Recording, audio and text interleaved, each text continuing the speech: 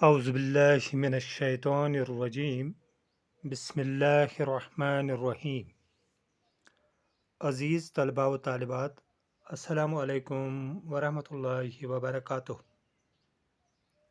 ہمارا موضوع ہے آج کا مرثیہ، جو مرزا سلامت علی دوبیر نے لکھی ہے۔ عنوان ہے حضرت علی عسکر کے لیے پانی مانگنا۔ تو آتے ہیں اس مرثیے کے چوتھویں بند پر۔ تین تو ہم پہلے ہی 3 بند پڑھ چکے ہیں، اب چوتھواں بند پیش خدمت ہے۔ یہ کون بے زباں ہے، تمہیں کچھ خیال ہے؟ در نجف ہے، بانوے بے کس کا لال ہے۔ لو مان لو، تمہیں قسم ذوالجلال ہے۔ یثرب کے شہزادے کا پہلا سوال ہے، پوتا علی کا تم سے طلبگار آب ہے۔ دے دو کہ اس میں ناموری ہے، ثواب ہے۔ 5واں بند ہے۔ پھر ہونٹ بے زباں کے چومے جھکا کے سر، رو کر کہا جو کہنا تھا وہ کہہ چکا پدر۔ باقی رہی نہ بات کوئی اے میرے جگر، سوکھی زباں تم بھی دکھا دو نکال کر۔ پھیری زباں لبوں پہ، پھیری زباں لبوں پہ، جو اس نور عین نے تھرا کے آسمان کو دیکھا حسین نے۔ ان 2 بندوں میں جو مشکل الفاظ ہیں ان کے معنی پہلے بتائیں گے۔ در نجف ہے چوتھویں بند میں۔ در نجف، در نجف ہوتا ہے نجف کا موتی۔ در نجف، نجف کا موتی۔ نجف عراق کا ایک شہر ہے جہاں پر حضرت علی کرم اللہ تعالی وجہہ مدفون ہے۔ ایک اور لفظ ہے بانو، بانو کے معنی شہزادی۔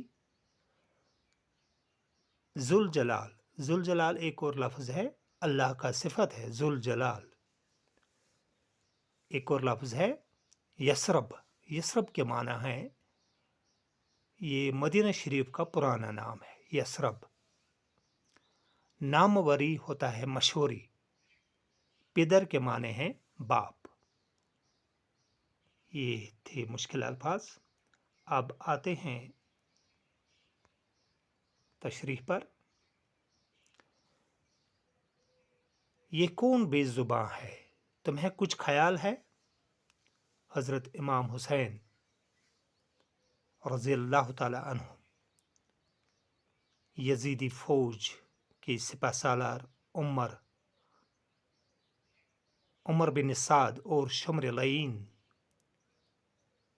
کی فوجوں سے مخاطب ہو کر فرماتے ہیں، کیا تمہیں خیال ہے کہ یہ کون معصوم بے زبان بچہ ہے؟ یہ تو نجف کا موتی ہے، بے کس بے بس شہزادی کا لال ہے، جگر کا ٹکڑا ہے، لخت جگر ہے۔ تمہیں خدا کا واسطہ کہ اس بچے کو پانی دے دو۔ یہ یثرب کا شہزادہ علی عسکر تم سے پہلی بار سوال کرتا ہے۔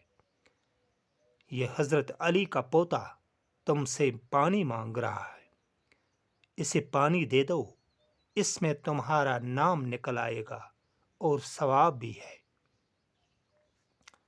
یہ تھا چوتھا بند۔ اب آتے ہیں 5ویں بند پر۔